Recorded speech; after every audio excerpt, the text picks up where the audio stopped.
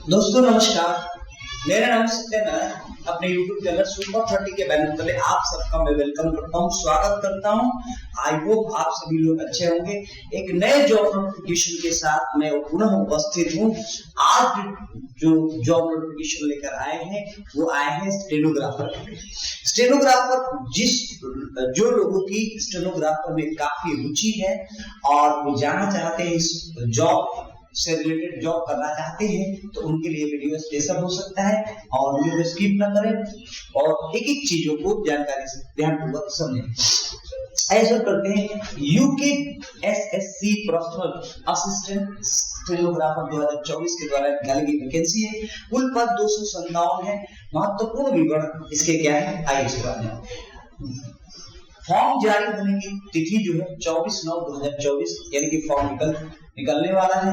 आवेदन की तिथि जो है वो है 14/10/2024 तक इनका लास्ट डेट है यानी कि अंतिम तिथि। उसके बाद सुधार करने की तिथि यानी कि अगर कोई फॉर्म में आपके से त्रुटि हो गई हो तो उस त्रुटि को सुधार सकते हैं 18/10/2024 से 31/10/2024 तक।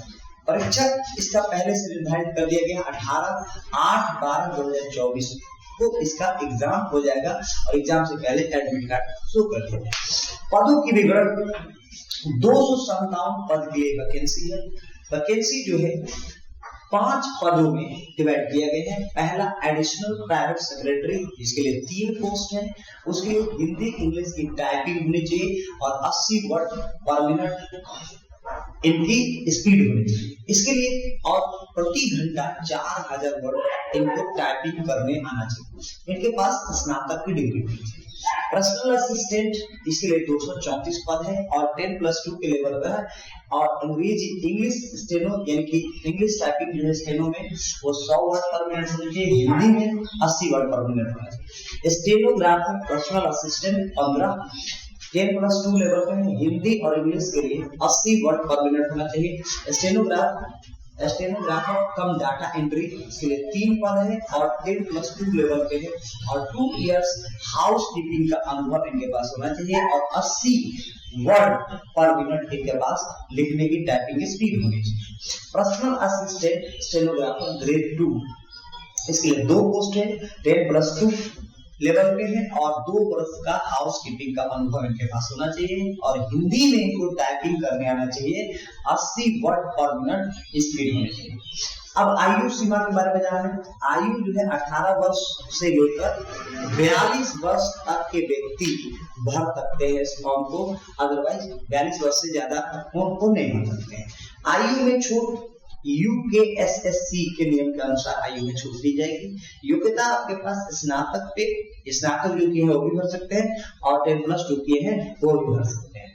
अब आवेदन शुल्क कितना लगेगा इसके बारे में जानते हैं। तो जनरल ओबीसी और उनके लिए 300 रुपए। अगर आप जनरल कैटेगरी या ओबीसी है तो आपको 300 रुपए पे करना पड़ेगा और एससी एसटी ईडब्ल्यूएस फॉर्म का चार्ज 150 रुपए। पे मोड जो है ऑनलाइन के द्वारा आपको पे करना पड़ेगा।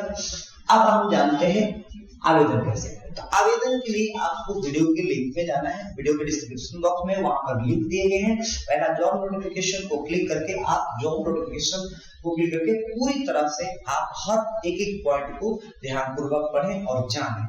जानने के बाद दूसरा जो लिंक दिया गया अप्लाई पर क्लिक करें, फॉर्म खुल जाएगा। फॉर्म खुलने के बाद फॉर्म को ध्यानपूर्वक जो नियम दिया गया है उस नियम का पालन करते हुए, उनके गाइडलाइन को पालन करते हुए फॉर्म को भरें। जो डॉक्यूमेंट मांगा गया उसको डॉक्यूमेंट सबमिट करें। सबमिट करने के बाद पेमेंट शुल्क भुगतान करें। शुल्क भुगतान करने के बाद एंटर सबमिट बटन दबाएं। सबमिट बटन के बाद एक जेरॉक्स कॉपी यानी प्रिंट आउट ले लें। प्रिंट आउट जो आपके फ्यूचर में काम आ सकता है। अब ये थी जितना विवरण था वो फॉर्म निकलने से लेकर फॉर्म भरने तक, कैसे कैसे फॉर्म भरा जाएगा, क्या डिग्री चाहिए, ये सारी। अब हम जानते हैं कि फॉर्म आपने भर दिया। फॉर्म भरने के बाद जब एग्जाम होगा तो उसके लिए आपको तैयारी करना पड़ेगा। तो एग्जाम के लिए कौन कौन से बेसिक बुक आप ले सकते हैं पढ़ने के लिए। तो एग्जाम के लिए सामान्य हिंदी, जनरल हिंदी, लूसेंट का हिंदी ले लीजिए और अरहंत का हिंदी ले सकते हैं और इसकी स्टडीज कर सकते हैं।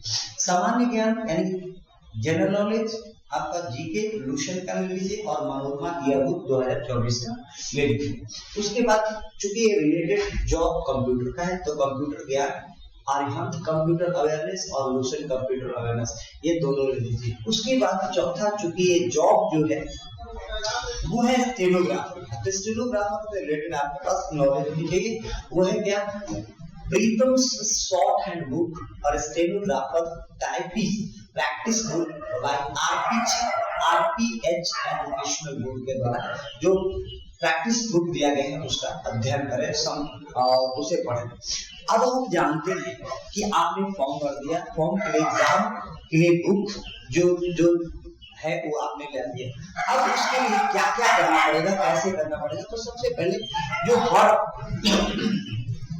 हर वक्त आपको सुपर 30 हमेशा देता है कि टिप्स देता है एग्जाम के लिए, वो इस बार भी दे रहे हैं। तो एग्जाम के लिए टिप्स सबसे पहले सिलेबस और पैटर्न को समझें, क्योंकि सिलेबस और पैटर्न को नहीं समझेंगे तो एग्जाम देना बड़ा कठिन हो जाएगा। तो सिलेबस और पैटर्न को समझने का फायदा ये होता है कि अगर सिलेबस और पैटर्न समझ जाएंगे तो आपको ये पता चल जाएगा कि हमने कितनी तैयारी की है और हमें कितनी तैयारी करना है।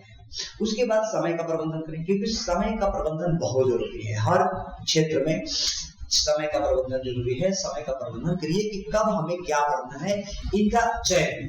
उसके बाद मॉक टेस्ट और प्रैक्टिस बुक का सॉल्यूशन कीजिए, सॉल्व कीजिए। क्यों?